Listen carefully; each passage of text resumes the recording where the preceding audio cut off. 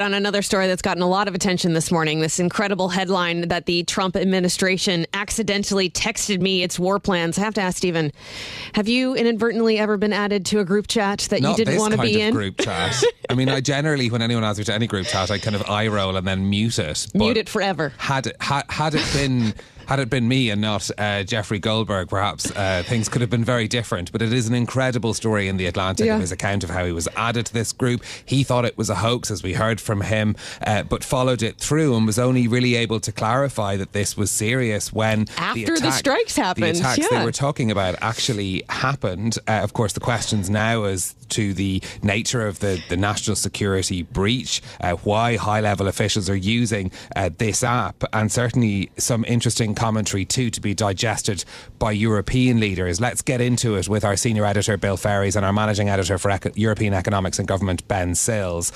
Bill, to you first, how damaging is this leak for the White House? Well, for starters, it's just hugely embarrassing. I mean, when you look at, President Trump fought off accusations that he was improperly storing classified material at his Florida resort for years. And he ran his original campaign partly on criticism of Hillary Clinton's shoddy handling of classified material and her decision to use a private server to look at State Department documents at home. So these are folks who have really kind of run their political careers on their attention to classified regulations and keeping secure documents safe.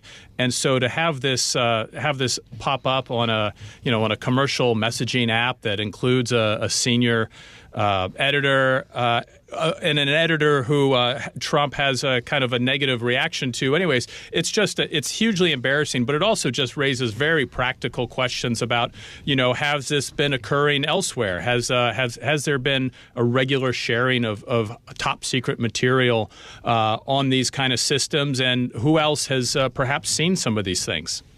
All right, hugely embarrassing, yes, for the U.S. administration. But what does Europe think of all of this? Let's bring that question to Ben Sills. There's been a lot of criticism of Europe in that text exchange, including describing European countries as freeloading.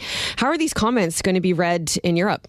I think they'll find them quite useful in Europe, to be honest. We know J.D. Vance's views on Europe from his lacerating speech at the Munich Security Conference a few weeks ago. So there's nothing really surprising in here. I think that we're seeing in Europe there's a debate about how far, how fast European nations are prepared to go in terms of their funding for defense. And that's all about establishing a degree of independence from the US as quickly as possible. And these comments are going to be helpful for the more hawkish members, participants in that conversation, to encourage the more cautious leaders, perhaps those who think there's still a potential to salvage something from this relationship with the Trump White House. I think it will encourage the more hawkish side of that debate to say, come on, we've got to cough up and we've got to sort this out ourselves.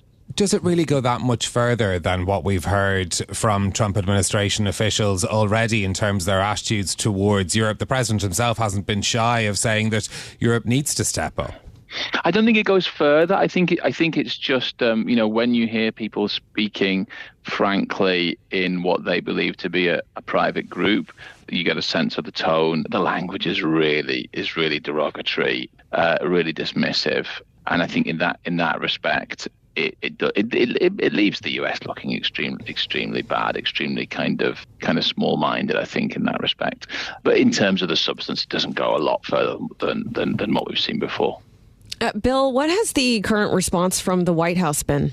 Well, it's interesting. I mean, you had Pete Hegseth, the defense secretary, landing in Hawaii on a work trip, and he said, well, nobody was texting war plans. But over at the National Security Council, the spokesman there, Brian Hughes, basically said that the message appears to be authentic. When you read Jeffrey Goldberg's story, you realize he leaves a lot out, or he says he left a lot out, that there were details in that messaging group, very specific details about the types of weapons that would be used, how they're getting some of their information. There was the name of a CIA agent who was going to be included in some of the discussions that he left out. So it goes a lot deeper.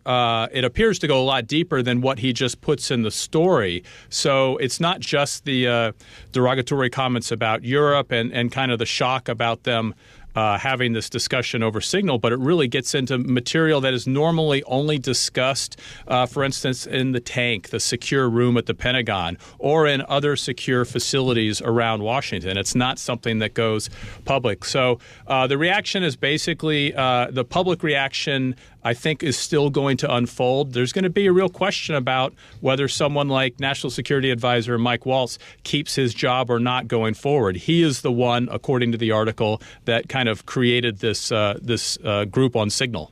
Yeah, indeed. And also it'd be interesting to monitor what the Republican Party more broadly says about this as well. Of course, they've always painted themselves as the party of national security, so it doesn't look good from their point of view either. No, not at all. And the really interesting thing in terms of the timing is that I believe it's today in Washington, Tuesday and Wednesday in Washington, you have a previously scheduled hearing with the heads of the different intelligence agencies. That includes Tulsi Gabbard, the Director of National Intelligence. This is obviously going to be front and center when they talk about this meeting about worldwide threats. The first question is going to be, has the Republican administration here, in this case, put out information that we don't want our adversaries to know about. So that's going to be very interesting to watch. Going to be must-see TV, I think. Ben, do you think this raises intelligence sharing fears around Europe that intel shared with America might not be safe?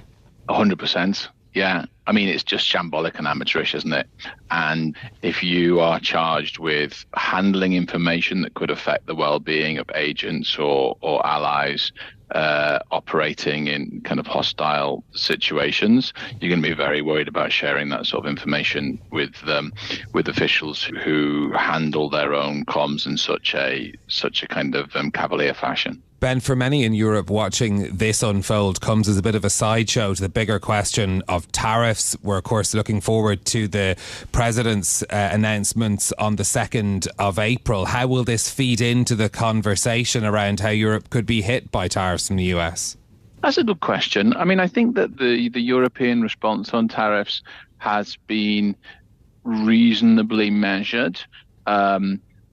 But measured in this sense does mean if the US comes out with a maximalist tariff policy, then the Europeans have got similarly far-reaching plans that they've already got drafted. So they are kind of stiffening the sinews at this point, bracing themselves to find out what exactly they're going to get next week.